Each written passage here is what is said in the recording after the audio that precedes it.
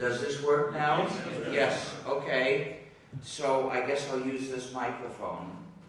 Now, let's move this away and then I'll stand around here. Okay, so I'll put that over there and it should be fairly near me.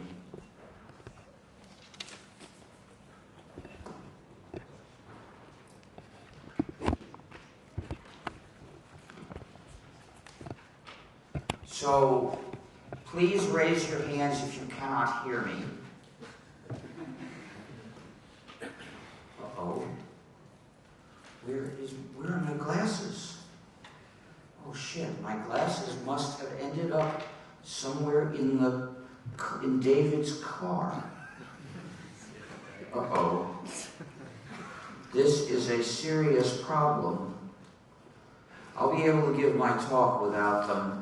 It always helps if I can see the audience, but I will manage without that. But I've got to make arrangements for him to bring back my glasses before he goes. Well, actually, maybe coming back here. I'm right here, actually. Oh, you? I can do that. So please see if your glasses are in my car. Please go now. It will really help me if I can see the audience better. It makes a difference, really.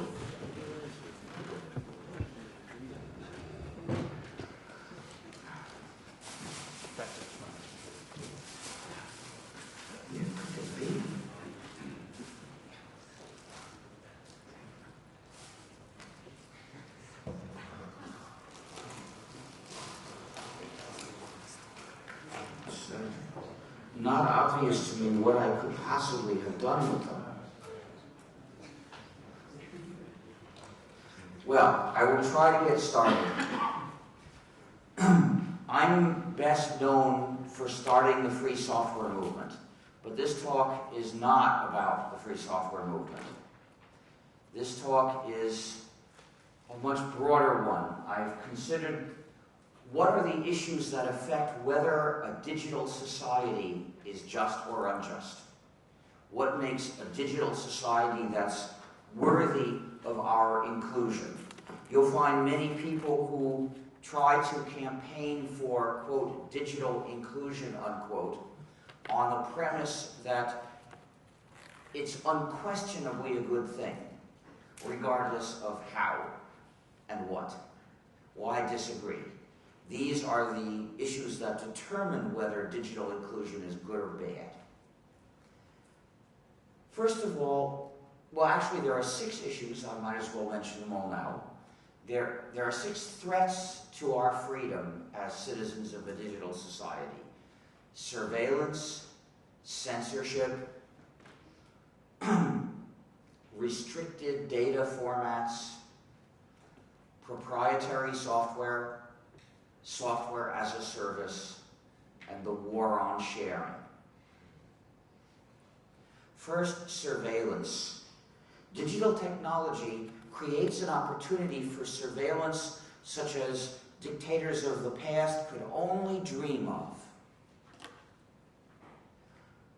In some Eastern European countries, a considerable fraction of the society, of the population, was employed in taking notes on what other people did, but there was still limits to what they could manage to observe and write down.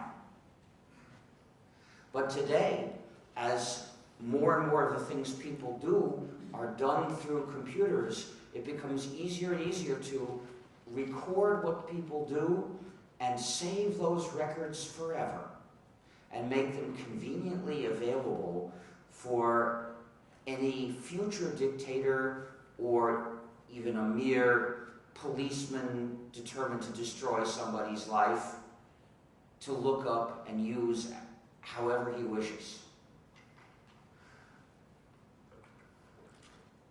Consider how many of you use EFT pods to buy things, which essentially means that some large organization has a record of what you bought and where you were. Well, I don't do that. As a matter of principle, I don't do that. I buy things anonymously using cash. Many of you may carry a portable surveillance and tracking device, which is convenient for calling people, but that convenience has led you to accept a tremendous level of surveillance. That device sends out signals periodically saying where it is. And the telephone network can triangulate it to localize it even more. And it also very likely has a GPS in it. Ah, thank you. Wedged down beside the front seat. Ah. After I lost track of them, I just assumed they were inside this, which I felt in my pocket. So, by using the GPS, which it can do whenever it likes, whether you want to or not, it can find out even more accurately where you are. And this information can be recorded permanently. In addition, it records who you talk with. Tracking social networks is extremely useful to dictators. I've heard that when the Nazi armies conquered France, they went to the telephone exchanges and got the records of who had called whom, and that this was very useful because whenever they suspected one person, they would see who that person's acquaintances were and consider them suspects too. Suspect, of course, of political opposition. Now, the phone calls they made were before the conquest. At the time, they may have thought that they were in no danger at all just because the phone system was recording who talks to whom. But they learned better when a tyrant took over their country. Now, of course, a tyrant that wants to record this information can start recording it. But we don't have to provide him with data about people for the past 20 or 50 years in a neat package for his new usage. But data is also collected about us when we do other things that are not particularly digital. For instance, when we travel by car. In England, all car travel is tracked by cameras automatically and recorded. Everywhere anyone goes, they're trying to record. Well, they can't yet record where everyone goes on the street, but I think it won't be long before they start paying people to record, to put names to all the people that they see in surveillance camera images. Since they've already started a fairly similar activity, and they're working on software to try to do it. If we don't want Big Brother to know everything about our lives, we have to take a firm stand and prohibit it. We have to restrict the systematic collection of information about what people do. We also have to learn to resist the temptation to tell Big Brother all about our lives. And we have to warn people about the products that are designed to tell Big Brother all about our lives.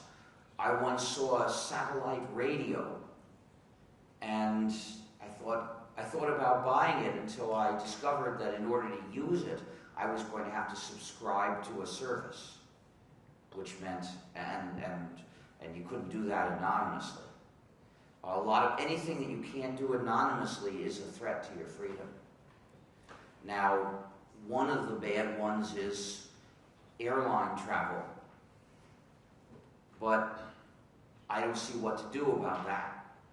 But the others, there are a lot of others that are easy to avoid. And that's why I don't have a portable telephone. And that's why I don't buy things with credit cards or EFT pods or anything equivalent. I buy with cash. And if I don't have cash, well, I'd rather go to a bank machine and get out some cash At least that way the bank system knows where I was, but doesn't know what I bought.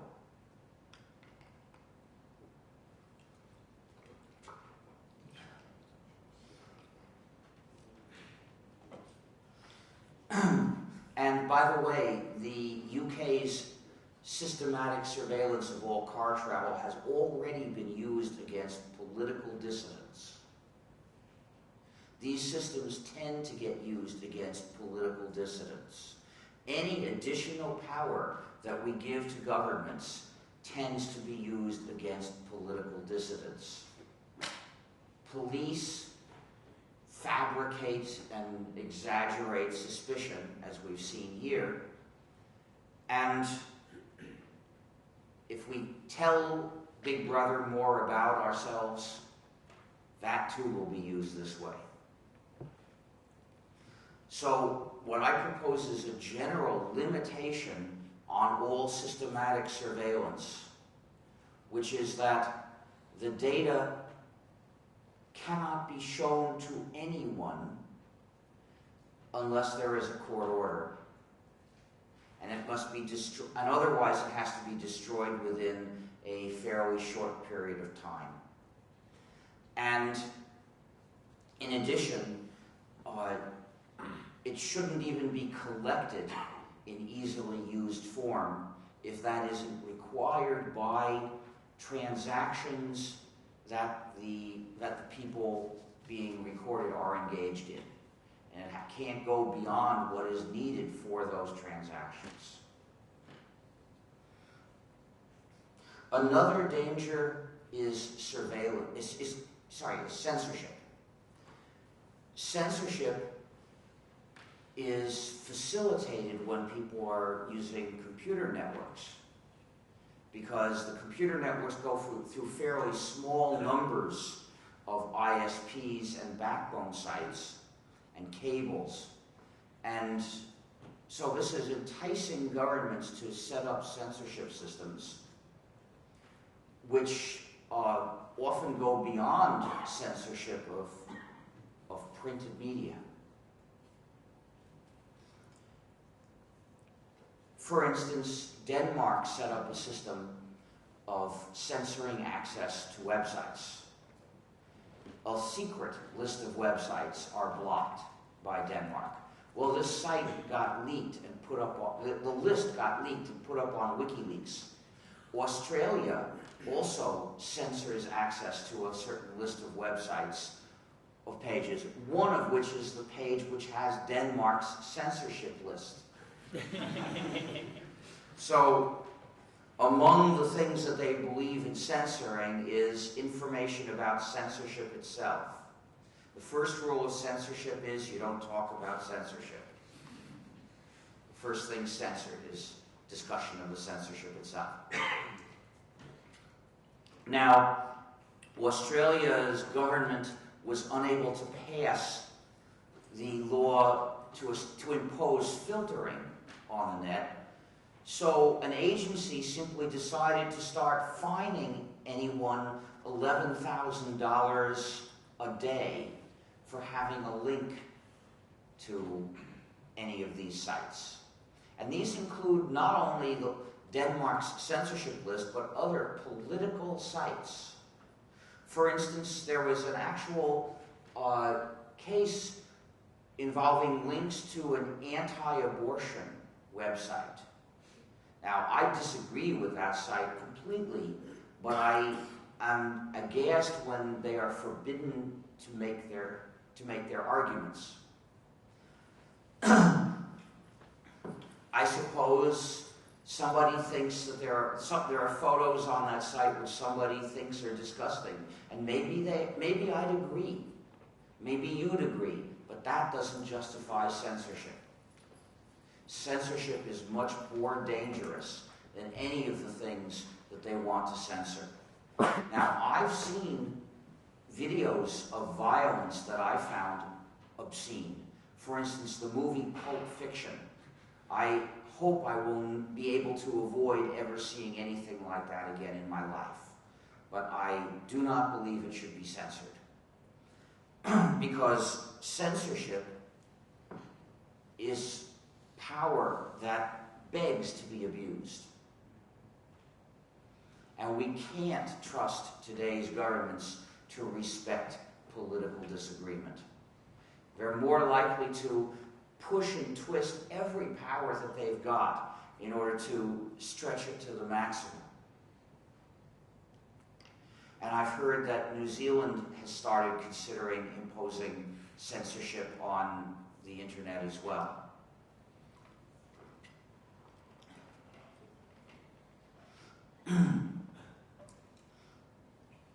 So if you don't want your country to be in the same class as China, you have to demand that they not do this. Of course, they'll find examples of utterly disgusting things. You have to have the maturity to recognize that censorship is more disgusting than anything else on the net.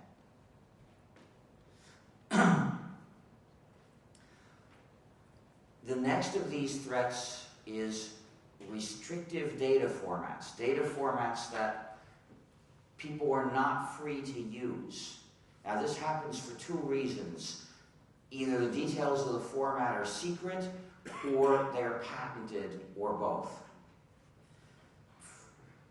One example of a secret format is Microsoft Word format, which was designed to prevent interoperability. It was designed so that anyone making the mistake of using Microsoft Word, and in the next section I'll explain why that was a fundamental mistake, anyone making that mistake would be saving her own data in a format designed to restrict her.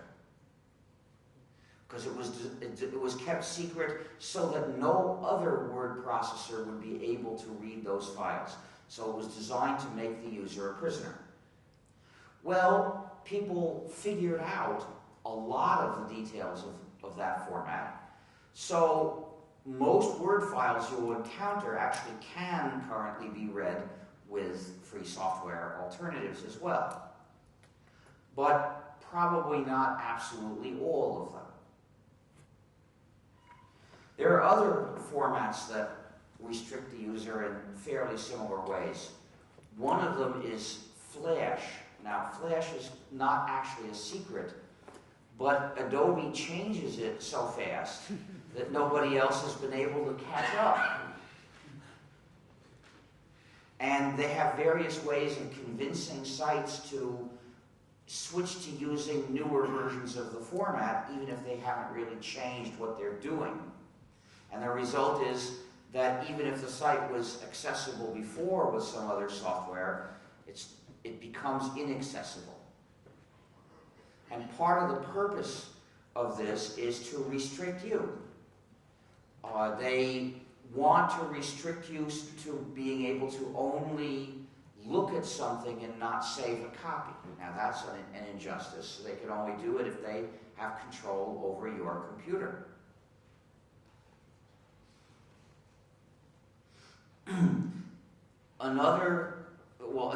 Similar problems are found in a number of audio and video formats used by programs such as Real Player, QuickTime, and Windows Media Player.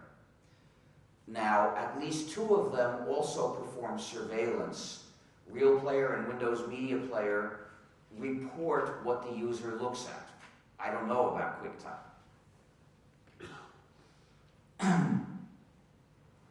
There are also patented formats. For instance, MP3 is a patented format, and thus in many countries. And people there are not allowed to develop or distribute software capable of playing or making MP3 files. So people developed another audio format called Ogg Vorbis, which is what you should use instead. Don't produce MP3 files. If you distribute audio, distribute it in a format that doesn't cause problems for the people receiving it and for the community using it. There are also similar problems with video formats. I saw a list of more than 70 patents covering MPEG-2 video. Now, those were from various different countries. I think there were 39 US patents in the list, and the rest were from elsewhere. So you can see that this problem is spreading around the world. MPEG-4 is actually a container for various other formats, but they are patented too. So the problem is the same. And so when a site such as YouTube distributes MPEG-4 wrapped in Flash, you've got two different problems. And then Italian public television is distributing its programs on the net in VC1 format. VC1 is secret. In fact, the specs can only be rented.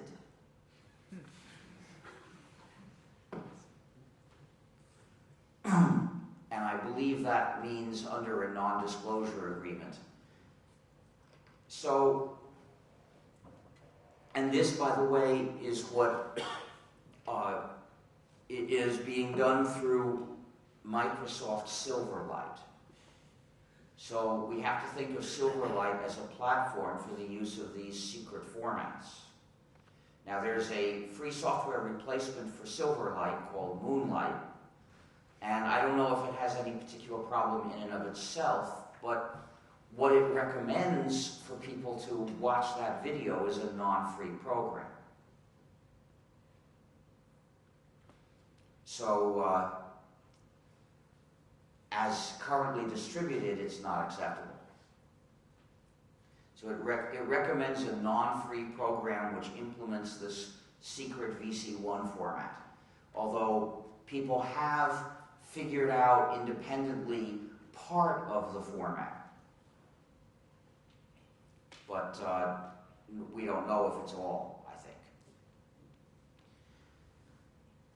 think. So when you make video, you shouldn't put it in MPEG-2 or MPEG-4 or VC1, although I doubt that you'd be able to. You should put it in OGG Theora format. These are very important campaigns because if you take the path of least resistance, you are adding to the problem. We need people to make the effort of refusing to take the path of least resistance. And of saying, no, I don't care what all the rest of you are doing already. I'm doing this the way that would be good if we all did it. If someone has to change first, I'll be first. Take a look at playog.org for more information about this. The next of these 6 threats comes from proprietary software. That is, software that the users do not control. The other alternative is free software, software that respects the user's freedom, software that the users do control. In the case of proprietary software, the developer has control over it, not the users, which means the developer has power over the users as well, and that's what makes it an injustice. Proprietary software keeps the users divided and helpless. Divided because they're forbidden to share it, and helpless because they don't get the source code, so they can't change it, and they can't even verify what it's really doing to them. And often it's doing something rather nasty. Not always. Point is, you can't tell. Sometimes by luck, we find out about these hidden malicious features. And then there are all the other programs in which we don't know of any malicious features, proprietary programs in which we don't know of any malicious features. Maybe that's because there aren't any, or maybe it's just because we can't find out about them since we can't see the source. There's no way to tell in general. It's only once in a while that we happen to find out about these malicious hidden features. There are also the malicious features that you can see because they're designed to restrict you. And those you'll notice. You try to do something and it doesn't work. but they're still malicious and you still can't take them out without the source code. So in general, there are three kinds of malicious features. There are the features for surveillance, to spy on the user. There are the features to restrict the user. And there are backdoors, which can be used to attack the user. One example of a proprietary program that has all three is Microsoft Windows. People have found specific surveillance features in Windows. It's well known to have digital restrictions management features to restrict people's use of their own files and their own machines. And it has a backdoor with which Microsoft can forcibly install changes in anything, any program on the machine. So, and this is without asking permission of the supposed owner of the computer. I say supposed because if you make the mistake of having Windows running in the computer, Microsoft owns your computer. Microsoft has total control. Microsoft has even installed changes in non-Microsoft programs, specifically ones in Firefox.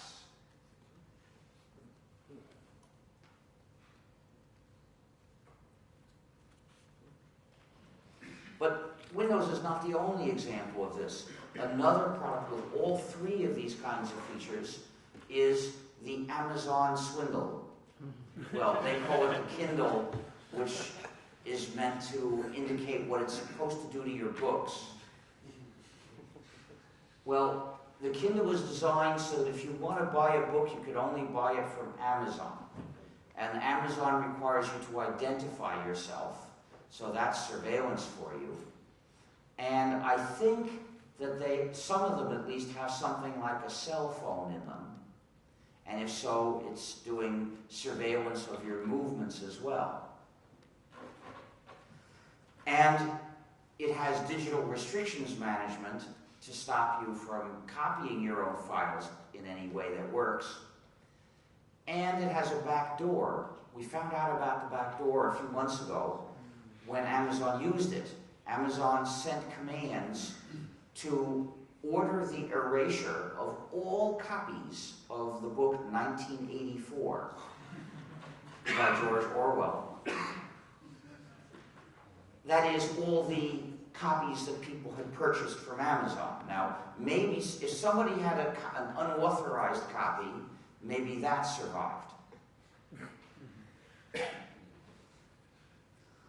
Now, after Amazon used the back door, there was a lot of bad press, and Amazon promised it would never do this again. I don't think our freedom to hold on to our copies of our books should depend on the goodwill of any company.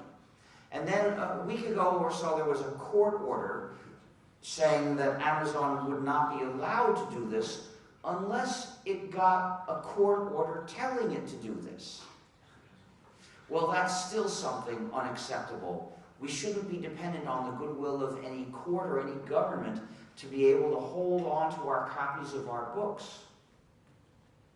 Especially if it's a system that involves making available the information of exactly who has a copy, which is what this does through its surveillance. So,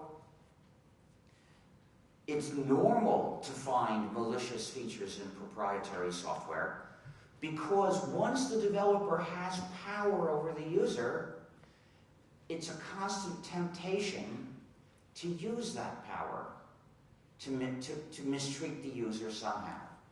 It's profitable to do so. So what do you expect a business to do? Very few of them will resist the temptation to abuse the customer, given the power to do it and impose it such that the customer can't escape. But why can't the customer escape? Because it's not free software. You see, free software means you have 4 essential freedoms so that you can control your computing and that you can do so as part of a community with which you cooperate when you choose. And these freedoms are freedom 0, the freedom to run the program as you wish, for whatever purpose. Freedom 1 is the freedom to study the source code and then change it to make the program do what you wish. So this way you decide what it's going to do, instead of letting the developer decide and impose those decisions on you.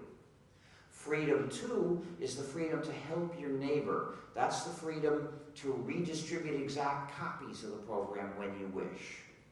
And freedom 3 is the freedom to contribute to your community. That's the freedom to distribute copies of your modified versions when you wish. These freedoms are essential, each for its own reason. Since this is not a talk entirely about free software, I don't have time to go into all the details. But I should explain that if you don't have freedom 0 and freedom 1, then you don't decide what to do on your computer. The developer decides what you can do. Without freedom 0, that means he's put a license on you to restrict you. Without freedom 1, that means he's restricting you by controlling the source code, by controlling the code of the program. So once you have these two freedoms, then you by yourself have control. But we don't live as isolated individuals. We live as part of a society. So we need to be free to share with each other. So we need freedom too, so that we can cooperate with other people in our communities. And we need freedom 3 because if we're limited to changing the program personally for ourselves, the work needed to adjust all the world's software to our needs is too great for any one person to do. And besides, most computer users don't know how to program at all, so they would be totally helpless. Freedom 1 alone is no use for them. But once we get freedom 3, the freedom to contribute to your community, the freedom to redistribute copies of your modified versions, then we can work together changing the program to do what we want, and we can make the results available to everyone so that even the non-programmers get the benefit of using software that's controlled by its users. And a non-programmer who really wants a change made can pay a programmer to make it for him. This is most often used by businesses, but an individual in non-commercial life could do it also. So you find a programmer who wants to make the change, and this is a free market, so it could be anyone who's willing that you choose. So then you give him a copy of the version you were using. And when you do this, you're exercising your freedom number 2 to redistribute exact copies. Then he studies the source code and changes it, exercising his freedom number 1. You don't know how to exercise your freedom number 1, but he knows how, so he can exercise it on your behalf to implement the changes you asked him for. Then he can give you a copy of his modified version, exercising his freedom number 3. And then, if it works and you're going to use it, you pay him. And there are plenty of companies in the free software world that operate this way. So all the users get the benefit of the 4 freedoms. And what they give us together is democracy. A free program develops democratically under the control of its users. Any user can participate as much as he wishes, or as little as he wishes, in society's decision about what to do with this program, because that is simply the sum total of all the decisions various users make. This is why we don't generally find any malicious features in free software. Because with free software, since every user has freedom, nobody has power. Nobody has power over anybody else in the use of this free program. So nobody's in a position to put in a malicious feature and impose it on the users. Anybody else can study the source code and may or may not notice the malicious feature, but someday somebody will. And then he can modify the program to remove the malicious feature and publish his modified version and say, look at this nasty thing I found in such and such, and everyone will switch to his version. So with proprietary software, the users can't do that. I shouldn't say we, because I'm not going to be a user of that proprietary software. I reject it on ethical grounds, because it's an injustice. I value my freedom, so I won't take the proprietary programs. But those who do take it are helpless. They're prisoners of the software they use, which are the chains that the developer puts on them and then has power over them. So if we want to live in freedom in a digital society, we've got to do it with free software. We've got to reject proprietary software. And that's why I started developing the GNU operating system in 1984. In 1992, the last gap in the GNU system was filled by the kernel Linux, and the GNU plus Linux combination is now used by millions of people. But that's not enough, because there are other threats to our freedom as well. For instance, software as a service. Software as a service means that instead of doing your computing on your computer with your copy of a program, you send the data to somebody else and he does your computing with his copy of who knows what program and sends the results back to you. Which means that you are even further away from having control of your computing than you would be with proprietary software.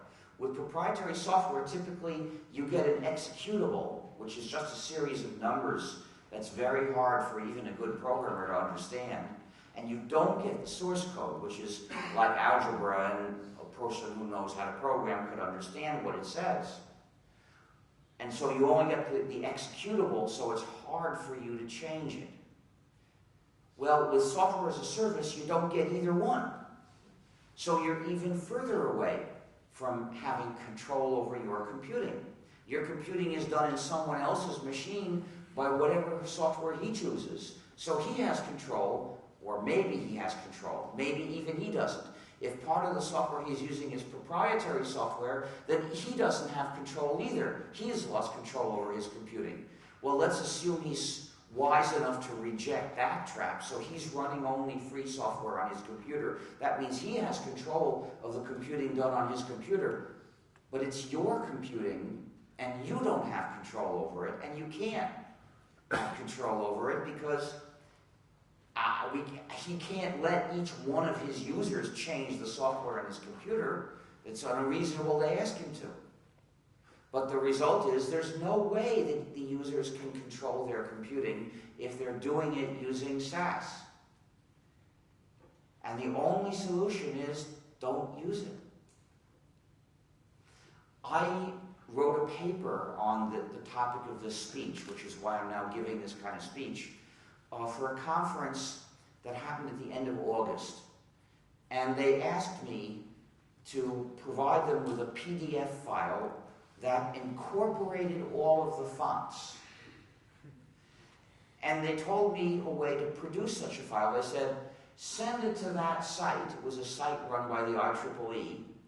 And log in on that site with information that I didn't have because I was writing an invited paper.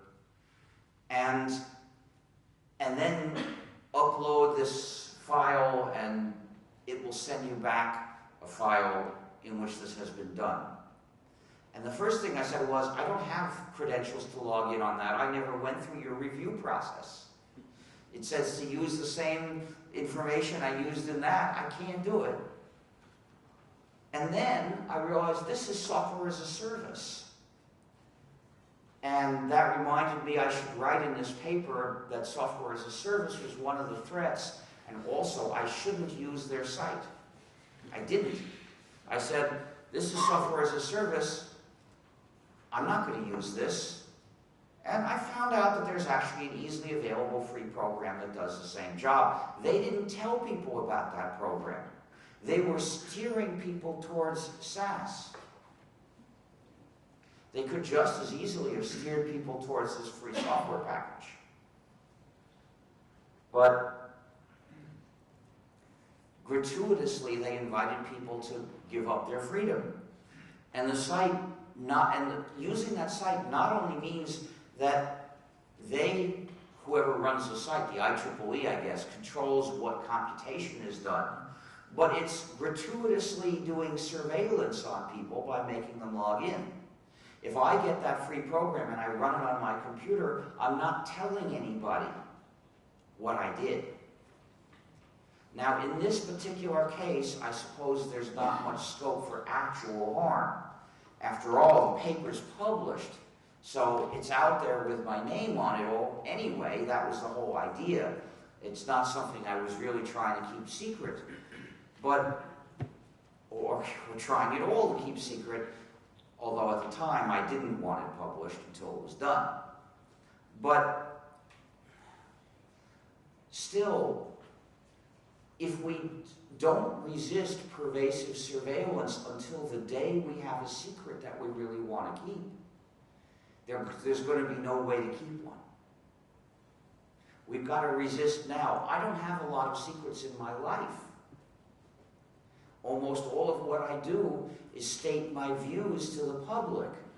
And I travel a lot, mostly to give speeches to which I invite the public. So when I refuse to do these things because of surveillance, it's not to keep my secrets, it's to keep your secrets.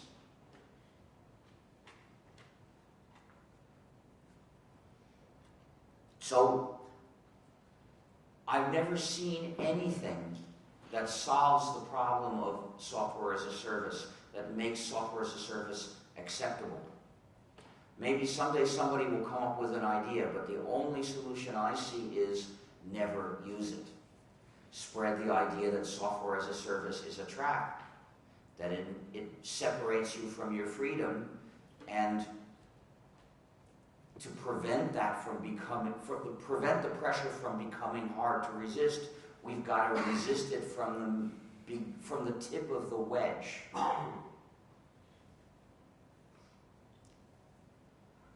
I will be back in a moment. I'm thirsty.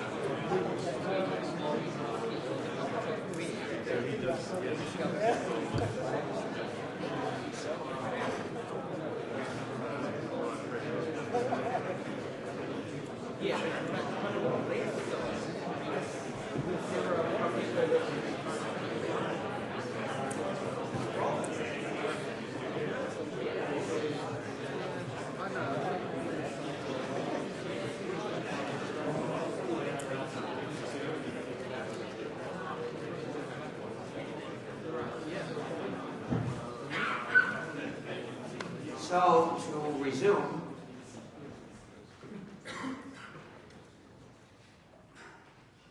the sixth of these threats to our freedom in a digital society is the war on sharing. Printing press technology meant it had as its consequence, and not just literally the printing press, but other similar technologies for mass-producing copies of various kinds of works, made it easy to set up a system of copyright which gave authors some power over publishers. And this was non-controversial because it didn't restrict what the general reading or listening public could do. It only restricted the things that it restricted copying and publishing, and it was only the publishers who could do them, so only they were being restricted. It operated as an industrial regulation. But with digital technology, copyright is transformed into a restriction on all the citizens in general, stopping us from or prohibiting us from doing something that's tremendously useful and good for society, namely sharing copies of published works. Now, because sharing is so useful, people do it. Hundreds of millions of people do it. The publishers don't like this because they think the purpose of all published works is for them to make money. So they are lobbying governments around the world to adopt ever more harsh measures to try to stop people from sharing. And they accompany this by vicious propaganda saying that sharing is theft, that if you share, you're a pirate. In other words, helping your neighbor is, according to them, the moral equivalent of attacking a ship. Well, I don't believe it. And you shouldn't believe it either, and you shouldn't say it. So don't accept terms like theft or piracy as ways of describing sharing with other people. The war on sharing is an injustice, not only because the measures that they propose violate our basic ideas of justice, but because the goal is wrong. Sharing is good. Sharing unites people in a society. So we should encourage sharing. And sharing copies of any published work non-commercially must be legal. We can stand for copyright regulations on commercial redistribution. And when the works are not things that we use to do practical jobs with, we can live with limitations on modifying the works. But to forbid non-commercial sharing of exact copies is an attack on the society that sharing builds. And it can only be carried out with draconian, cruel measures. It's no accident that they have recourse to such measures, because they're trying to stop people from doing something which is both very useful and good. So it takes a big threat or a lot of force to succeed in stopping people from sharing.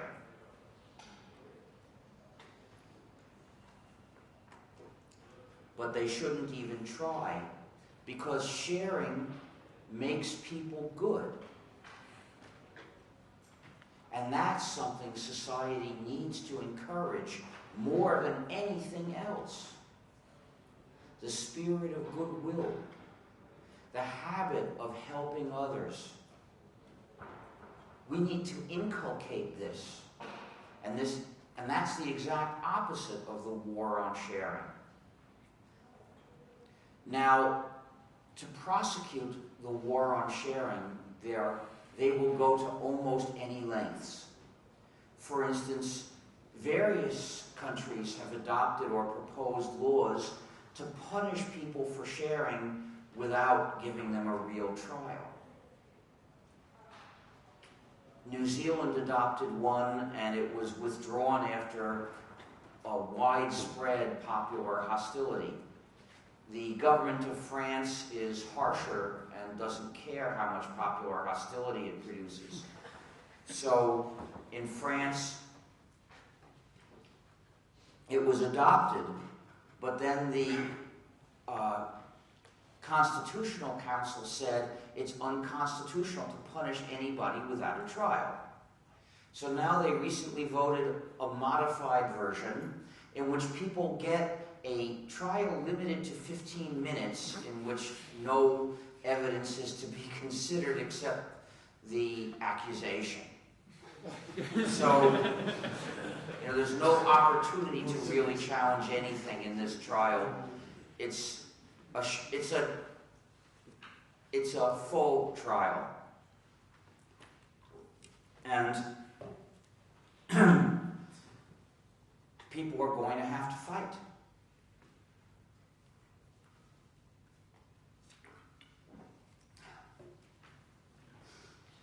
But that's not the only thing that they've done to prosecute the war on sharing.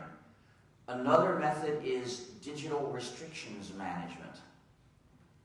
And that means designing products to restrict us. I mentioned this kind of malicious feature when talking about proprietary software. In order to impose digital restrictions management and make it such that it's not easy for us to escape from, it has to be done in proprietary software. If we can change the software that's designed to restrict us, we will. We'll change it so it doesn't restrict us anymore. So in order to succeed in imposing those restrictions, they have to implement them in proprietary software. But even that, they have to offer us only proprietary software. But even that doesn't necessarily get the job done, because if people can figure out the format, they will write free software to do the same job. So there's a wave of laws going around the world prohibiting this free software. The US started it in 1998 with the Digital Millennium Copyright Act, a law that established censorship of software that can be used to break these digital handcuffs. The distribution of that software in the US is forbidden. In France, possessing a copy of that software is a crime that people can be imprisoned for.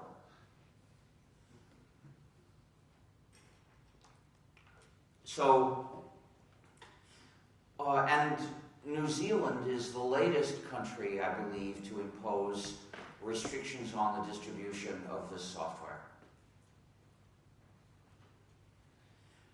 And that's an injustice too. The protests against the new copyright law focused on the punishment by disconnection provision and ignored the censorship provision. But they are both injustices, and they're both ways, they're both forms of oppression that are part of the war on sharing. They're both designed to try to divide people. Now, the supposed reason for the war on sharing is to make sure the artists get paid.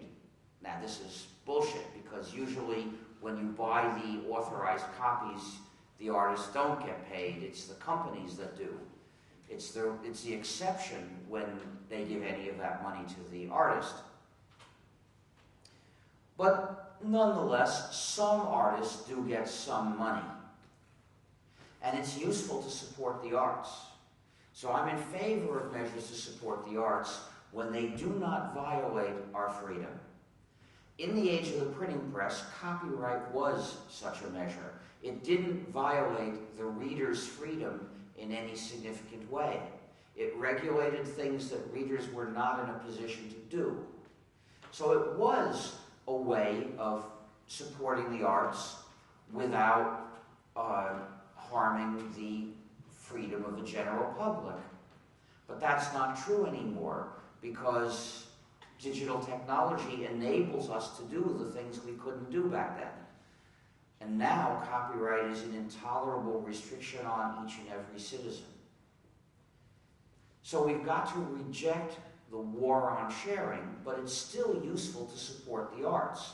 However, we should look for different ways to do it, ways that don't have the harmful byproducts of copyright as it is today.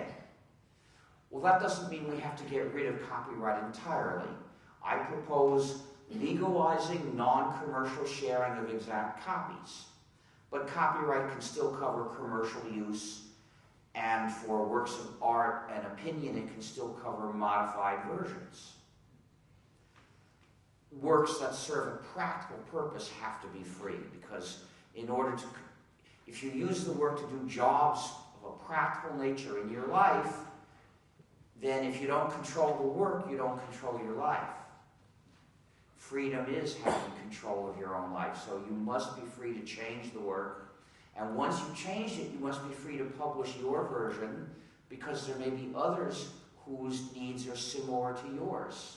And once you've gone through the work to make a version that suits your needs, you've got to be free to make it available for those others who find it suitable as well.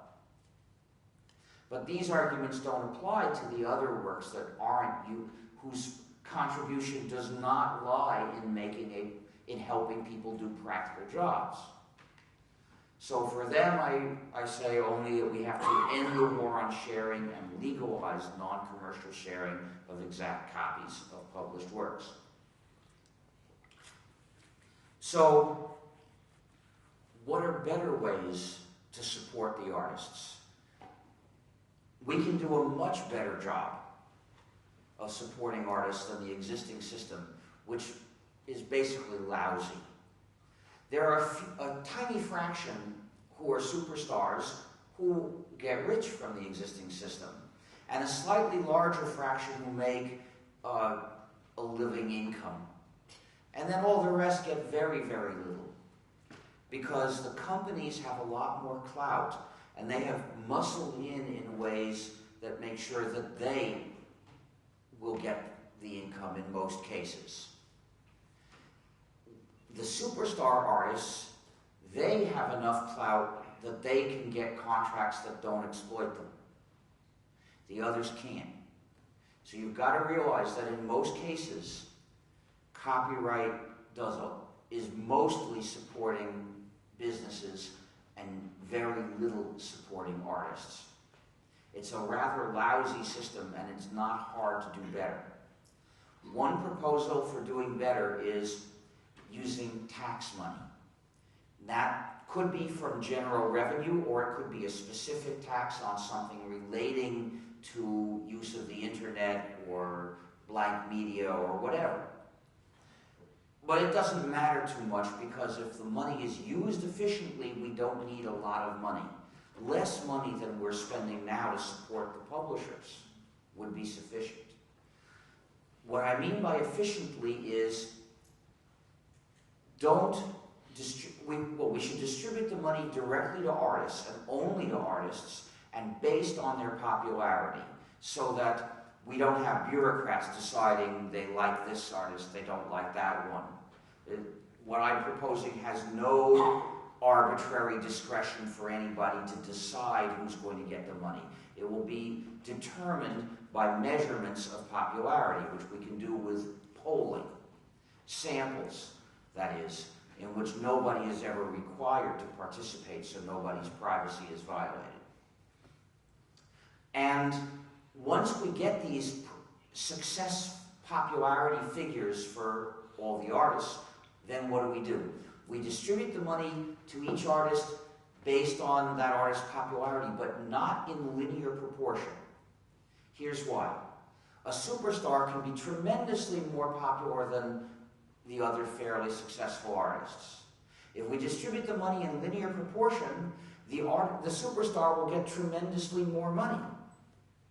Which means that if we want to adequately support those other successful artists, we're going to have to make the superstar very, very rich. This is wasteful. It means a large fraction of all the money will be going to making the superstars rich who don't need it, because they get plenty in other ways. If we want to make the system efficient, I recommend we feed the popularity figures through a function like cubroot. I'm not saying that's the one and only right one. There are many that you could try, but this is an example to show what I mean. If A is 1,000 times as popular as B, then when we apply the cubroot, it means A will get 10 times as much money as B. If we do it in linear proportion, A will get 1,000 times as much money as B, which means if B is going to get a living wage, A is going to have to get tremendously rich. And this means that of the money we give out, most of it will be going to a tiny fraction of superstars, and thus not doing any good for society's purpose, which is to support the arts. But if we use the cube root, well, each superstar then will still get considerably more. But the total amount going to all the superstars will be a small fraction of the total, which means that most of the money will be being used in an efficient way to adequately support a larger number of fairly popular artists. And that's, after all, the goal of what we want. What copyright is supposed to do is promote diversity. And this will support a diversity of artists too, but efficiently. However, some people hate taxes. They hate having the government fund anything. There are people who don't even think there should be a national health system. They're so horrified by taxes. Well, I've got a proposal for them too. Another way to support artists, which is by voluntary payments. Suppose every player had a button you could push to send $1 to the artist who made the work you are currently playing or the last one that you played. And you can push it if you like, and you don't have to. So this way, people could send voluntary payments to artists. Now, $1 is not a lot of money. I'm sure every one of you here could push this button once a week and you wouldn't miss it. I think most of you could push it every day, which would mean paying $365 and a quarter on the average dollars per year, and I think you wouldn't miss that either. Of course, there are poor people who really can't afford that, and they wouldn't do it, and that's fine. We don't have to squeeze money out of poor people to support artists because there are enough non-poor people who can easily afford it. Now, voluntary payments are already starting to work to support artists, but what holds it back is that it's a pain in the neck. You have to have a credit card. You have to use it in order to, which means identifying yourself, which is not fair. And you've got to find how to send money to these people, which is a lot of work. And for sending small amounts of money like that, the payment systems are not efficient.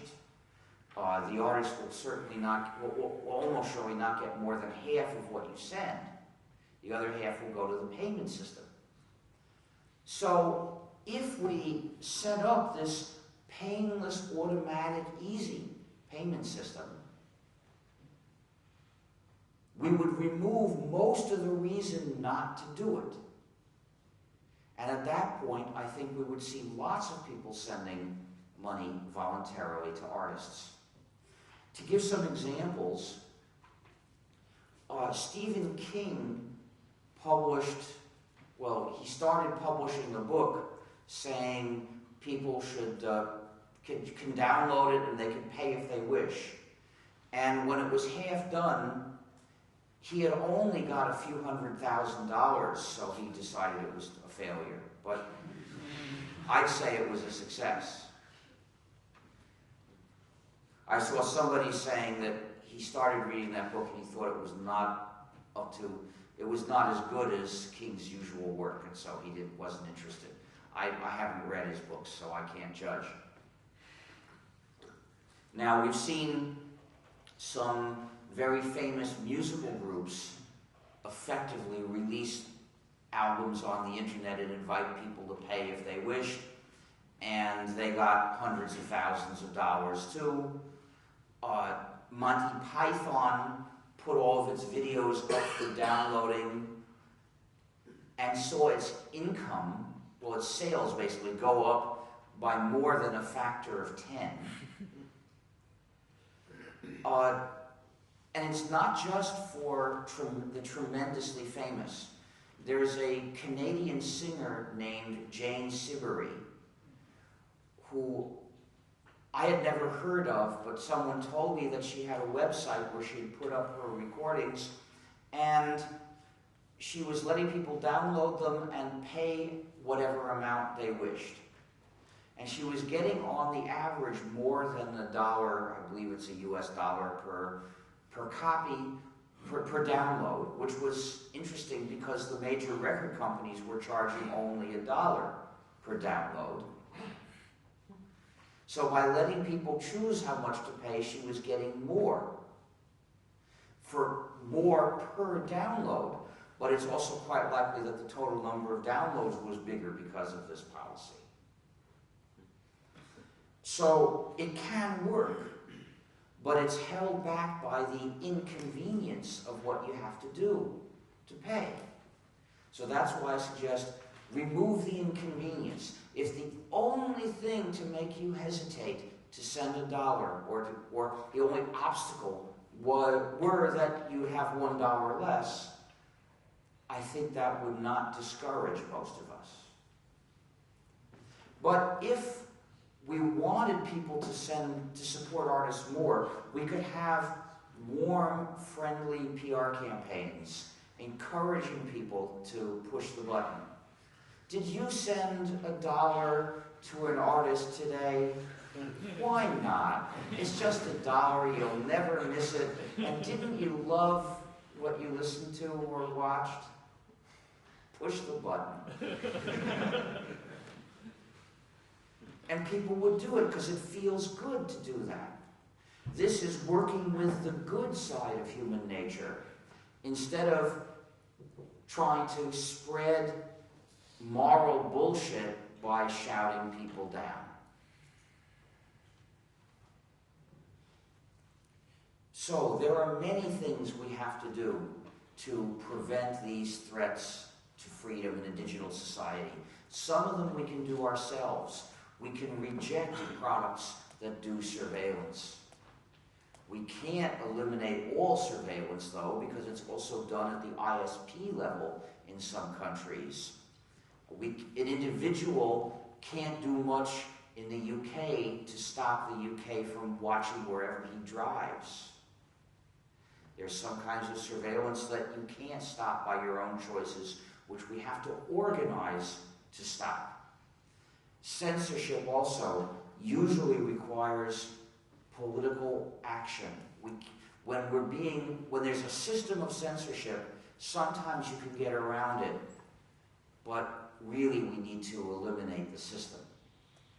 Restricted data formats we can make a difference on individually. When we make audio and video recordings, when we distribute text to people, we can make sure not to use the restrictive data formats. Don't distribute Word files. Don't distribute MP3. Don't distribute MPEG-2 or MPEG-4. Don't put things on YouTube where they're distributed in Flash. Then, proprietary software we can escape from now. We can decide not to use it. The free software community has been working since the 80s to create a free world, a world of software that respects users' freedom. It's available for you now. Once in a while, you will come across something that free software doesn't do. And if you value your freedom, you'll say, okay, I'm not going to do that. If I can't do it and keep my freedom, I won't do it. That's the attitude of a person who really values freedom. Software as a service is not very hard to reject today. There are lots of people who are hyping it, but it's not hard to stay away from. And if we reject it now, it'll never be hard to stay away from. And the war on sharing, however, is something that we need to end through political action. I was really thrilled to see public anger make the government of New Zealand withdraw one of the nasty measures. But they didn't withdraw it permanently. They just said that they're going to try to change around some details and see if they can get people to suffer it. Which means you haven't won the war, you just won a battle. Well, it's good to win a battle, and that shows you can win. So get out there and fight. You've got to win the next battle and the next and the next, because those companies are doing this for profit, and they can afford to pay people to keep on looking for ways to take away your freedom. And until we reinvigorate democracy to the point where wealthy companies have no more influence than you or I, we're going to have to keep fighting them off. The purpose of democracy, after all, was to make sure that rich people would not have political influence proportionate to their wealth. And if it doesn't achieve that goal, it's not functioning democracy. So at this point, I will answer questions. I have a question. Money is propriety. Sorry, what? Money. Money. Is propriety. Money is property, yeah. No, propriety. Proprietary? Not in the... I mean, when I say proprietary software, I'm talking about a very specific kind of thing. That question doesn't even make sense for money, so I don't know what you mean. You want to send $1 of money over the internet. Yeah. How would you do that without sending some information? You have to send some kind of code, I suppose. There are systems of digital cash that have been implemented. This is not a technical problem. It's a social problem, a social engineering problem. How could you establish this system and get it going so that everyone participated in it? That's the obstacle, but it's not the technology as such is not a problem. But it brings you back to the first thing you said. You want to buy stuff anonymously. So Yes. How do you buy that? I don't know. I don't remember those details. I learned about them 20 years ago. They're at least one method.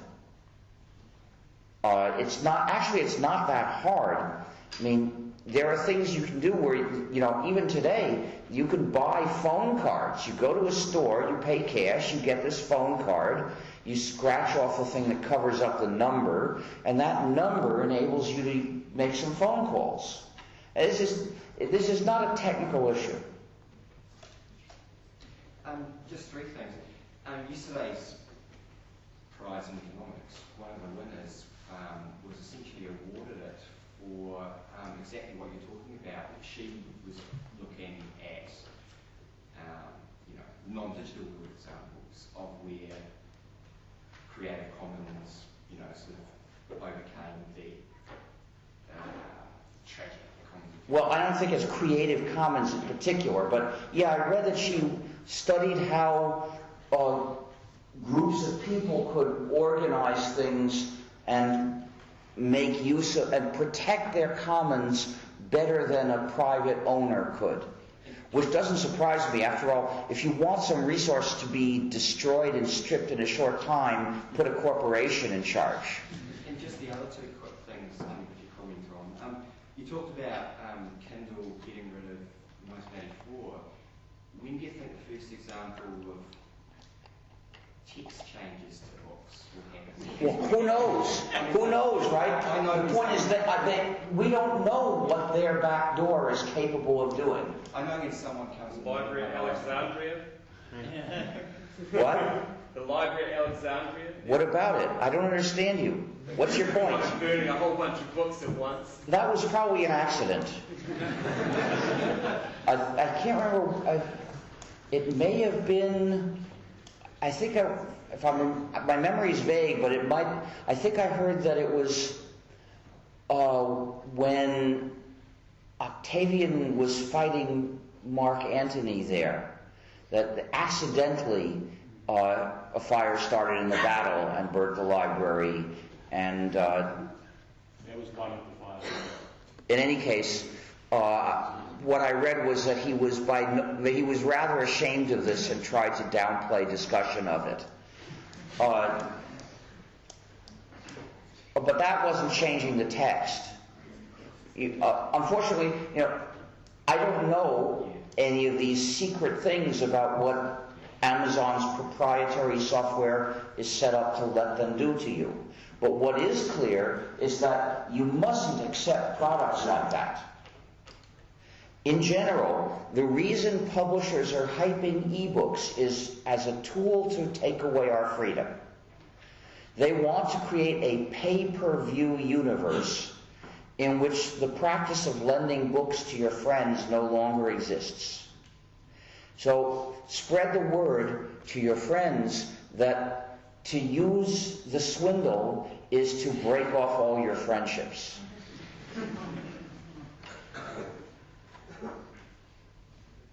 How do you feel about Google as a considerable potential there of gathering information about you at the same time it's the world sharing information? Yes and no. First of all, Google does many different things, and it seems to me that they have to be examined independently. First of all, there's Google's search engine, which is the only thing Google does that I've ever used. And when I use it, Google can't identify me. On the other hand, there are many Google services that you can't use at all without proprietary software, because it sends proprietary software written in JavaScript to your browser, and your browser temporarily installs it and runs it without even letting you know. Now, some Google services can be used without this. For instance, Gmail. The normal way of using it is with this proprietary JavaScript program, but you can turn off JavaScript and it will still work. That would eliminate that problem. The next question is, do you trust Google with your email? And I would hesitate to. And part of the reason is you never know what they might do with all the messages you deleted. They don't necessarily delete it. They just tell you that it's deleted. They may keep it to show Big Brother.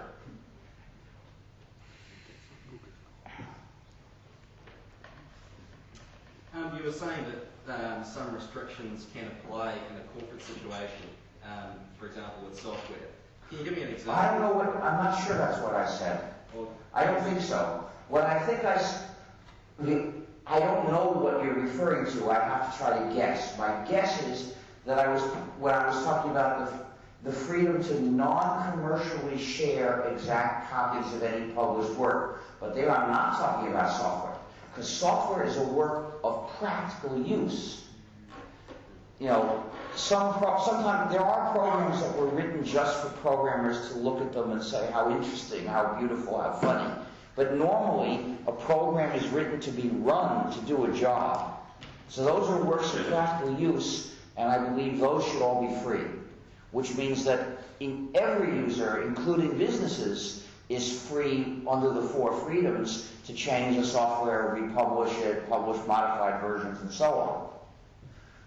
But it's for the things such as statements of opinion or testimony, like memoirs, scientific papers, and for art, that I say it's sufficient, in my opinion, to permit non-commercial sharing of exact copies.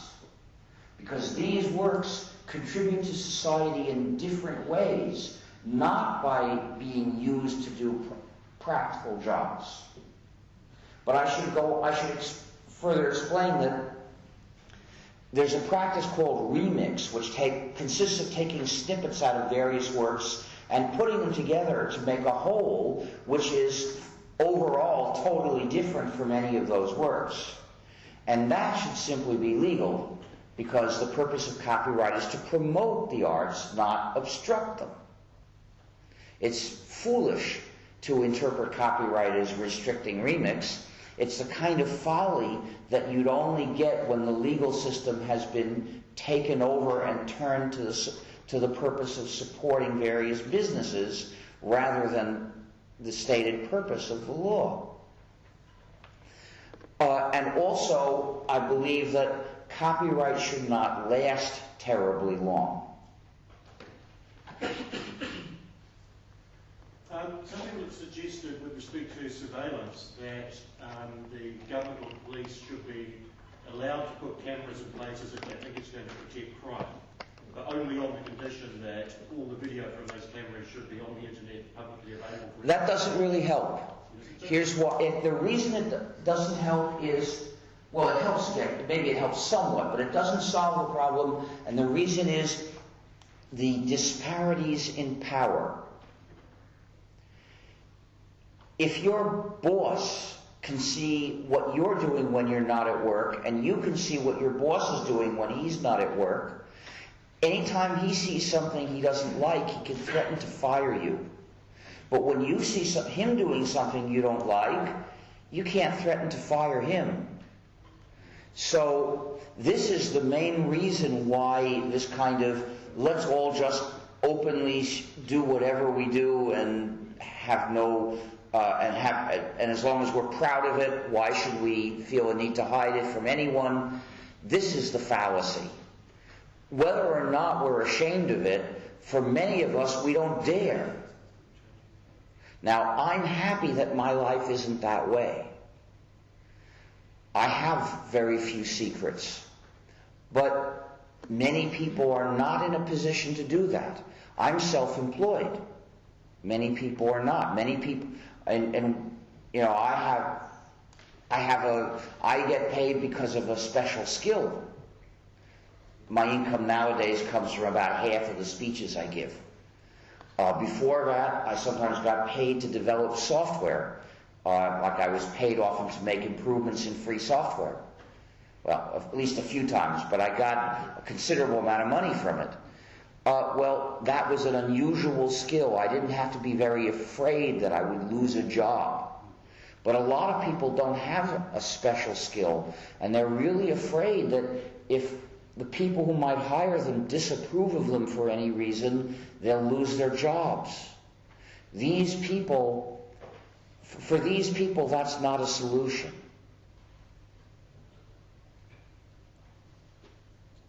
I really like your second solution to the problem of giving to the arts, or helping artists, because you're free to push a button, and if you feel you're too poor or you don't like the artist, you're free not to.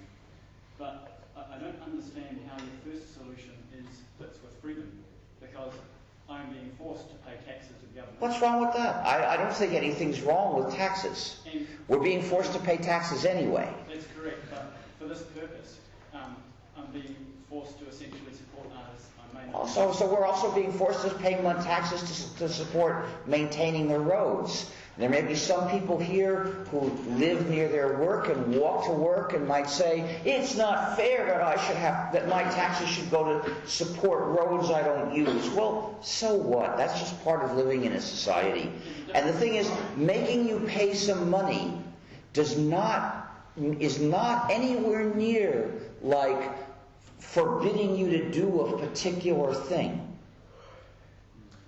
The second option also could have a business case if you withhold the money from artists for 30 or 60 days. Once you hit a critical mass, you've essentially got a lot of money there you can invest in safe investment before paying it out to the artists. So if you have a critical mass, for the second option, you could actually have a business case for it. Once even over getting through $1 million a month or $100,000 a month, it costs a lot to set up. But it would have a business case as well, which means it could actually be possible, but a government's not likely to go for the tax option. Well, actually, governments are considering something very similar. It's been proposed in France and in the UK, a global license where they would collect money from internet subscribers every month and divide this money among publishing companies in linear proportion to the successive works. In other words, and they describe this using the term they say that they're going to, quote, compensate the rights holders, unquote. When they say compensate, they're endorsing a twisted theory of copyright which says every time you enjoy a work, you now have a debt. You are required to, quote, compensate, unquote, someone for your having used the work. Well, this is something that was not accepted by copyright law in the age of the printing press. That's not what it's about. So I'm happy to support measures to support the arts, but I reject the idea of this supposed debt, which goes along the idea that if you share, you're a thief. But the other assumption that we have to doubt is in the term rights holders. It's supposed to make us imagine that this is a way of supporting the artists, but what it really will support is the publishers, because they have used their clout to impose on the artists contracts that exploit the artists, such that the money would go to the publishers instead, with the exception of some superstars who have so much clout that they can't be exploited. So, in fact, there is a real consideration of schemes that are quite similar in terms of how they collect the money, but lousy in terms of what they do with the money. So you emphasize the human community in sharing pieces of art, for example. Where do you see that human community in today's practice in P2P sharing? Like where you search for something, you put it in a program anonymously and you just get it. Where's the human community? It is a community. People are putting things in there because they want to share with others. Yeah, you don't get in touch with the community. That's right. You don't. It's not only with people you know. It's with anyone. But it's still very useful. But is that a community, or is it just maybe a random bunch of people? Oh, I'm not completely... I don't see that there's such a big difference between them. You know, I think they're on a scale. Yes, when you know the people more, the more you know them, the more social bonds are being built. But when you have people intentionally making something available for others to share, that's already an act of goodwill. So it is encouraging goodwill. And if it involved more interaction with those other people, then it would build more goodwill and more community. But you'll note that the pressure is on these systems to be as anonymous as possible. And if that pressure were taken off, maybe they would give people a way to establish additional bonds with each other when they choose. I'm just wondering where you see the scorecard on these 6 menaces to freedom. I don't know what that means. Can you say it another way? In that, do you think these things are being... well, sharing is obviously taking off, but what about the others? They seem to be things that are growing. Right? These are 6 menaces, and they're all growing. They're all growing, these menaces. Despite the fact that free software is also growing, I have to say use of proprietary software and the spread of proprietary software through society is growing also. Surveillance is increasing, censorship is spreading to more countries. Software as a service is as yet fairly small but threatens to grow. They keep coming up with new restrictive data formats. Now, we're making some progress in some fronts fighting against this. For instance, open data format for documents, open document format, ODF, is making some progress in parts of the world. Governments are adopting it as their standard. So in that area, I'd say we're on some of the fronts we're winning, we're gaining, but on others we're not. As you can see by the recent adoption of things like VC1. And in the war on sharing, there's a lot of sharing, but the enemy is Escalade. Richard, two questions for you about licensing, because arguably your greatest contribution to humanity is the innovation of legalised sharing, copyleft. Well, actually, that's a misunderstanding. Total misunderstanding. I'm sorry. I'll let you finish, but I've got to correct this. Copyleft does not mean a license that lets people share. In fact, there are many free software licenses, and most of them are not copyleft licenses, but they all give people the 4 freedoms. What's special about copyleft is it says every copy of every version of this work must be released under the same license, must be distributed under the same license, which means that it actively defends freedom for all users.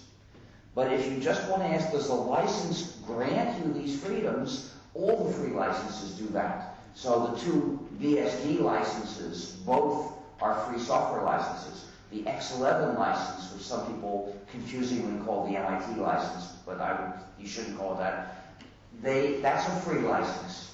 There are a lot of free licenses, and only some of them do copyleft. And I must disagree with you also about your estimation, because I wrote the GNU General Public License as part of developing a free software operating system, because the system needed, in order to be free, needed a free software license. Well, I hope I did a good job, but really what's important is not just that we have a license, but that we've got the free software that's available under that license or other free software licenses, so that we can use our computers in freedom. And the people who say that my greatest contribution was writing the GNU GPL are overlooking the much bigger project that this was a part of. So the first question was, does it matter that the Wikipedia has gone from the GNU free documentation license to a Creative Commons license? Well, it's still a copyleft license, so it doesn't probably matter all that much.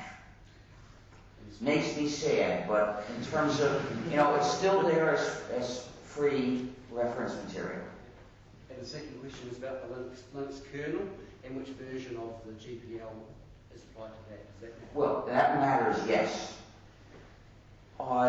There are many changes in GPL version 3. The one that Torvalds doesn't like is one particular provision which is important, which protects the users from TiVoization, which is a new method of making a program non-free. A method that I had never imagined in 1991 when I wrote version 2 of the GNU GPL. If I had imagined it, if I thought it was likely, I would have done something about it then. And I wish I had, but I wasn't prescient enough. TiVoization consists of building a physical product to use a particular program which you obtain under the GNU GPL version 2, probably. And the idea is you want to stop users from practically, effectively changing it as is their right. And the sneaky way they do this is by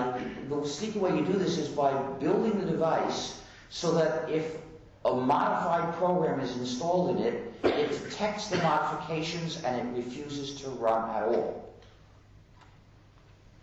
So theoretically, the user is free to change the program and install her modified version, but practically speaking, it's impossible because the modified version won't run. So GPL version 3 says, when you distribute free software under such circumstances, and there's any way that you can install a modified version, because the manufacturer always retains some way to do this, you must make available to the user the information she needs so she can install her modified versions and have them really work. In other words, looking at it from her point of view, when you buy the product, the seller has to give you the necessary information so you really can change the software and install it in the product you bought and have control over what the software does. This is what's in GPL version 3 that Torvalds doesn't like. He's against GPL version 3 because he doesn't want to protect the user's freedom in this way.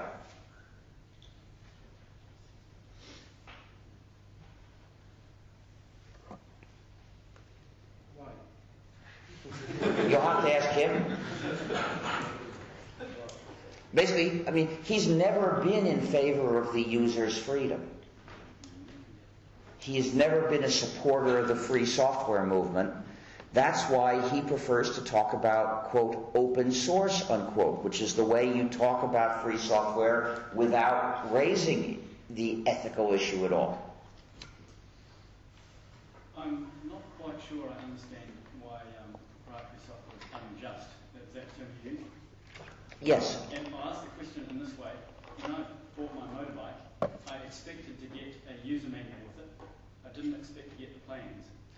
Well, you know, plans are not analogous to source code. We don't have compilers that we can feed the plans for something to and get an object coming out. Now, maybe someday that will be normal. If we do, it's called China. No, we don't. We as individuals don't. No. Because, yes, there are people who will set up a factory and build things, but we don't have a way of compiling plans into one object that's feasible to use one-off. And we also don't have copiers for objects. So if we did, it would be unjust. Yes. If we did, then attempts to restrict you from using that ability merely for the sake of assuring someone else of more gain would be unjust. Why is it not unjust anyway? Because to stop you from doing something which you can't feasibly do is a no-op. That's why copyright law restricting copying in the age of the printing press was not a problem for the readers, because they had no way to copy other than to write it by hand, and nobody ever tried to stop them from doing that.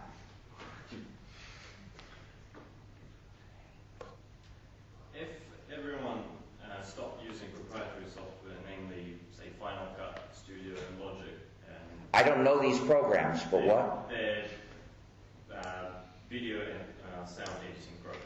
Do you think anything would happen to general quality of the artworks around?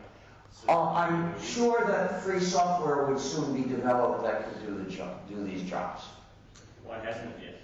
Well, some has. There is free software for animation and video editing. Now, I never have done animation or video editing, so I can't judge. Actually, I did a little bit of video editing once in the 70s just for fun, but that wasn't with a computer.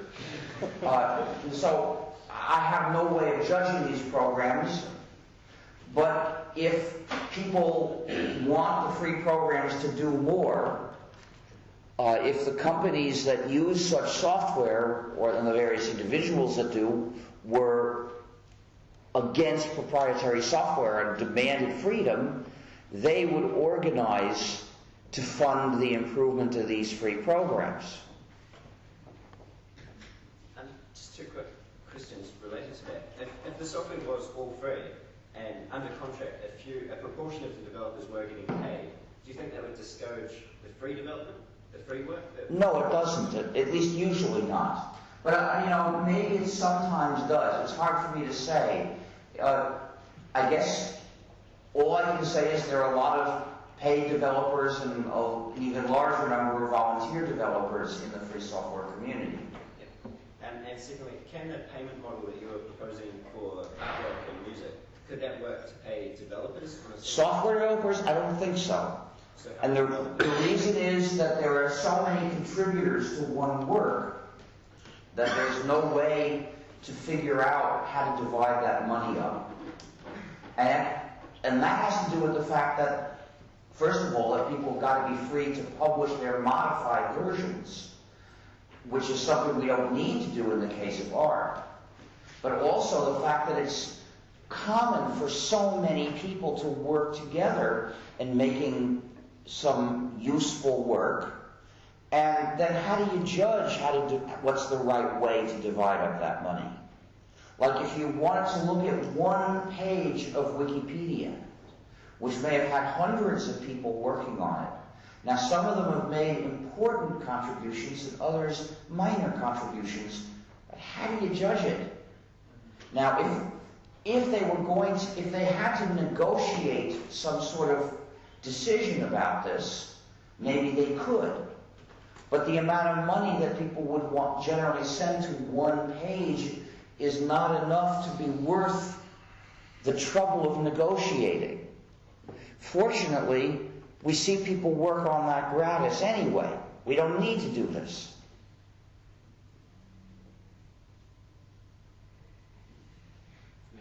Yeah, you. You mentioned sort of like the paradox of surveillance, which is, you know, the more you want to know sometimes, like in Eastern Europe, you just end up with everybody. I can't hear you at all. I don't understand what you're saying. I'm hard of hearing. You mentioned how in the Eastern Europe example, if you need lots of people to surveil society, and in, you know, China, they use lots of people to surveil society, even in the digital age. And we kind of hide behind dumb luck. I mean, it's just dumb luck if you get pinged and actually go to court, even in France, for doing software, but like car accidents. Now, you provide the first best option, or the best option, I think. We've got a worst best option. I don't know what that means. You're losing. Sorry. It's too abstract. Yeah, how to, apart from you doing your talks, how do we convince people not just to rely on it's going to be dumb luck that you don't get caught for using... I'm sorry, get caught. I don't understand what you mean by get caught. Oh, well, you know, surveillance is usually not a matter of anyone's getting caught. If your cell phone says that you were here in this building just now, that's not a matter of getting caught, but it's part of the information about what you have done, about who you have spoken to, which would be awfully convenient to anyone that wants to assault you. People at the end of the day are worried about the consequences, which is me talking to someone dangerous and then ending up in prison, right? So we are sort of taking our chances with surveillance. And we seem to be prepared to take our chances. Well, I'm sorry. A lot of people use cell phones and EFT pods, but that's neither here nor there. We know that people are not concerned about this issue. But that doesn't tell us anything about what we should try to do. Yeah. So forget that. Is there a question other than that? Yeah, well, the question is, why do you think we are kind of stuck in this trap at the moment?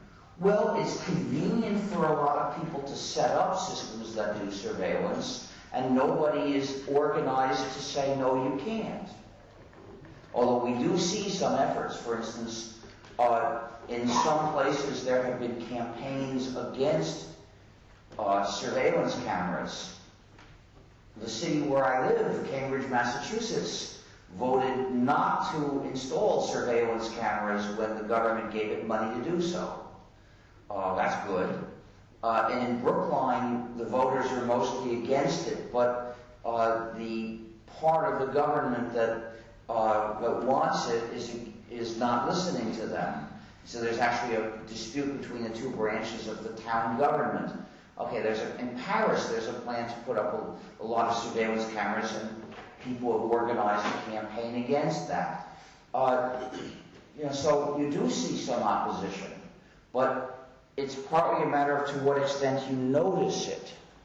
People aren't used to thinking everywhere they go anywhere, every time they go anywhere, every time they physically meet anyone, my cell phone is reporting on me. And not only that, the cell phone can be turned on to listen to the sound around you. It can be turned on remotely without your making a call. And it's not just the phone company and Big Brother that can do this when they wish, but others can do this through cell phone viruses. If your phone has been infected by a cell phone virus, then and someone knows the keys to that virus, that someone can decide to listen to you also. That's not really a problem, because we're getting open source cell phones anyway. Well, open source is not something I'm in favor of. But we hope to get free software cell phones. But, well, there is a kind called OpenMoco, but it doesn't work all that well, unfortunately. It's early days. What? It's early days for that. All it really needs. Yeah, indeed. A cell phone now, today, a cell phone is a fairly powerful computer in which software can be installed. So obviously you should refuse to have proprietary software in it. You should insist on totally free software for the same reasons that apply to this. You know, it's the same issue. That wasn't the case with the original cell phones. They couldn't install software. They were just fixed appliances, but now they're not. So it's good to mention that. And indeed, if your cell phone is running only free software, then you are in somewhat of a position to try to defend it from those attacks. Whereas with proprietary software, you're basically at the mercy of the developer at least. And cell phones that are tied to a particular phone network typically allow the operator of that network to forcibly install software changes, the same kind of backdoor that Windows has. So you're totally at their mercy. But I don't want to claim that free software has perfect security and that there'll never be a virus. But I just want to point out that this is typical for today's cell phones, that there are viruses and people with no authority whatsoever might be listening to the sound around you. I think that the problems with trying to enforce open cell phones is it would be very nice for me to have one, everyone in this room to have one, but the largest growing markets being countries like China that may say you can't take your Neo, which is an open MoCo one, with you, etc., into that country, where you can't do business there, etc., all the people... Well, I don't know, but they don't stop me from taking this computer, which is all free software, into China. In fact, it was made in China. Well, I don't see that particular danger. I don't see a threat there. In fact, China doesn't even stop people from bringing in really strong encryption software that they can use to communicate with home and not let the Chinese authorities see what they're saying to each other. And part of the reason is there are too many foreign businessmen who wouldn't do business with them if they prohibited that. So censorship is mostly not trying to censor what two particular parties are privately saying to each other. They don't try that. They've basically given up on that. Although in France, I believe the use of encryption is illegal. But they don't really enforce it in general. And so lots and lots of people are using encryption, even in France. Just for the surveillance, bringing it a bit closer to home, recently a lecturer at this university had to step down from a public board of the Arts Centre, which is a heritage site in Christchurch. This university was surveilling his email correspondence to other members of boards and publicly stated that's what he was doing, saying, well, even lecturers use our IT services. So he was... I'm having trouble understanding you. Did the university say it was surveilling him? Yeah. And he continued, sorry. And then he had this, because of the content of the emails, he was being put pressure on to step off the board. Well, what excuse did they give for reading his email? They had a vested interest in building a building in our centre. So they want to put a building, and he was against that building. He's got a conflict of interest because he's associated with the university, because he's employed by the university. And he can't be on that board. So that's... Well, they don't need to do surveillance on his email to say that he has a conflict of interest. His interest isn't really a conflict.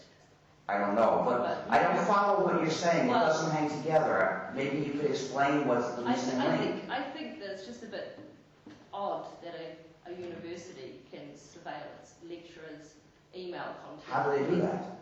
I don't know. Exactly. I have something to do with the email system. I can't tell you that.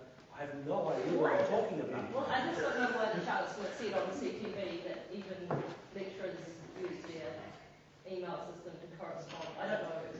We get 2 million emails a day. You look at the problem. Well, if you wanted to read a particular person, please listen for a second. The total number of emails that the university receives for anyone is not an obstacle to reading all the emails received or sent by one particular person. That's not going to be 2 million, even with the worst spam problem you could imagine. So that's beside the point. Could you say, you said something about what you're... The problem of reading somebody's email is trivial. Yeah. You just need administrative rights to the email service and you yes. the mailbox and a little. Right. What I don't understand is how the university claimed to justify reading his email. No. That's the whole problem. That hasn't happened. I mean, like, I know the people that have the administrative rights, and they have not been asked by anybody to go and look at any. So you're saying that what she's saying is mistaken? Yes, I think it's hearsay. It's just maybe a slip of the tongue of the Vice Chancellor. It was a bit odd comment. But when you quote him, it doesn't make sense. You say he boasts that even lecturers use our email system. Well, maybe they do, but that's neither here nor there, unless there's some part you've left out. I don't know why he was corresponding to a member of my family who had about the art centre, and he was sort of concerned that he was being surveilled. Oh. Yeah.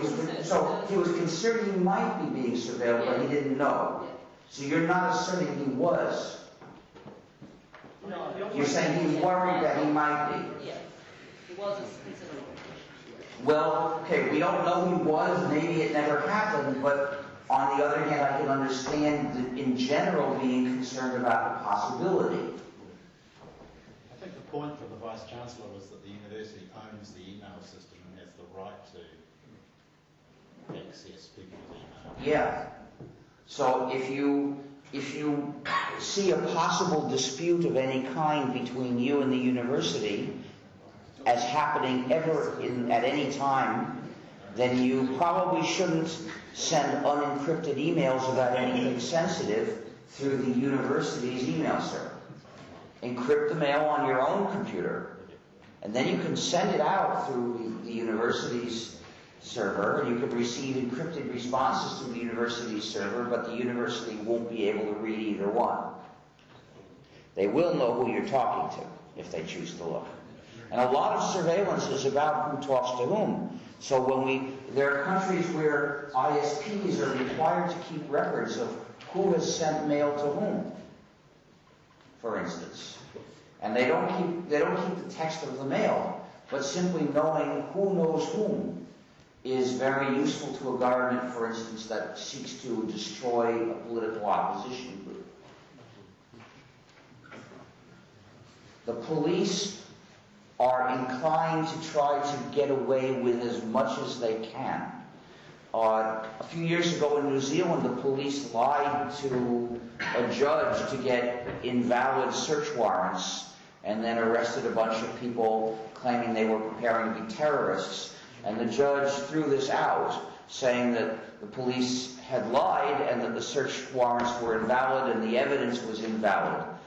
And the newspapers have been forbidden to report this.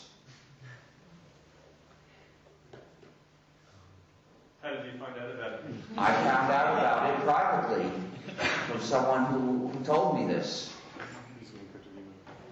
What's his email address? I don't want to tell you.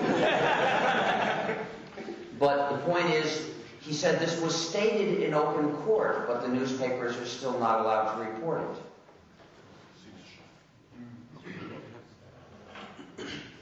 So you mentioned earlier about it being against the law in France to send a encrypted email.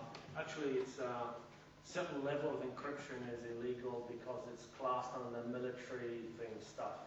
But that was changed. Yeah, basically it's encryption good enough that they can't break it, which is what we normally use everywhere in the world. The problem was that I know that the head of the customs department went to the United States for a holiday. On his way back, he bought some Eudora software at the time when Eudora was very popular, and it had the high-level encryption built into it. There was no customs check about him taking it out of the United States because he bought it at the airport in duty-free. He brought it into France without realizing he was breaking one of the fundamental laws, and he was the head of the customs department. At which point the law would change. Now, anyway, I was told by French people within the past few months that this law is there are still still in some effect. laws to do with hardware encryption and things like that. No, they told me that that it applies to encryption software as well. After all, who has any hardware encryption except when it's part of treacherous computing designed to restrict us? No. But they do encryption with software, like the GNU Privacy Guard. Now, the problem I've got here, or the question I'm trying to raise, the scenario I demonstrated, or tried to illustrate anyway, is that certain laws became, or practices in fact became obsolete because they were just completely being ignored by the public through ignorance. Is that going to happen to any of your 6 principles? Well, I don't understand. I can't quite make sense of, I can't fit the 6 threads into that question. Maybe there is a way, but I just don't see it. Could you explain? Okay, for example, sharing of software, right? Is the laws for being passed or try to be enforced for software sharing are going to just get completely ignored? Well, yes and no. What you see is, indeed, people are ignoring the laws, not just about software, but sharing music and books and videos. People are sharing them. And what you see is attempts to escalate the war on sharing. New methods to try to stop people from sharing. And I think it's a mistake to underestimate the enemy. I'm not willing to say confidently that they must fail. I don't know. What I see is that there's a real danger, and we need to defend the freedom.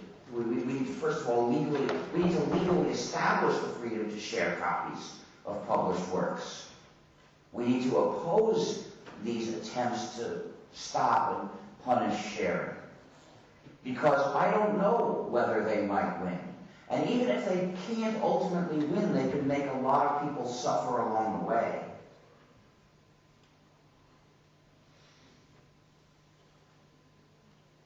Talk about this spirit of goodwill in sharing communities, but couldn't it equally be greed that motivates that kind of sharing? No, I don't think so. I mean, you can't make much profit from non-commercial activities.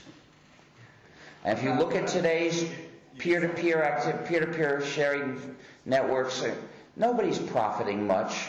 Now, if you look, okay, the Pirate Bay, which was one thing that was recently judged and shut down, well, it was making some money from advertising. But I don't think advertising on that site was going to make them tremendously rich. And advertising is the only way it was making money. What are you referring to? The Pirate Bay. No, sorry, what's the... Just, I mean, greed doesn't have to be money. I mean, the fact that someone wants to see a movie but doesn't want to pay to go and see it. I mean, someone who's That's not greed. No, greed is the desire for riches. Greed could be the desire for anything. No. If it's a desire for saving a little money, that's not greed. To qualify as greed, it has to be the desire for a lot of wealth. Well, it's unlimited wealth of free software. No, sorry, you're twisting the words. That all the free software in the world is you are free to use if you get a copy, and most of it's on the net, so you can easily get a copy. The people who develop it are putting it there so you can get a copy. And if that's a tremendous wealth of software, it's available to you and to everyone else here, but that has nothing to do with greed. That's the common good of humanity. Someone who creates a product like a movie or a song, publishes that, they have the right to put whatever price they like on it. And No, I don't think so. They have a right to put, when they're selling a copy, they have a right to put a price on that. I don't dispute that. And if they give a performance, they have a right to charge for tickets. I don't dispute that. But when they want to restrict someone else's sharing of a recording that person legitimately has, that I dispute.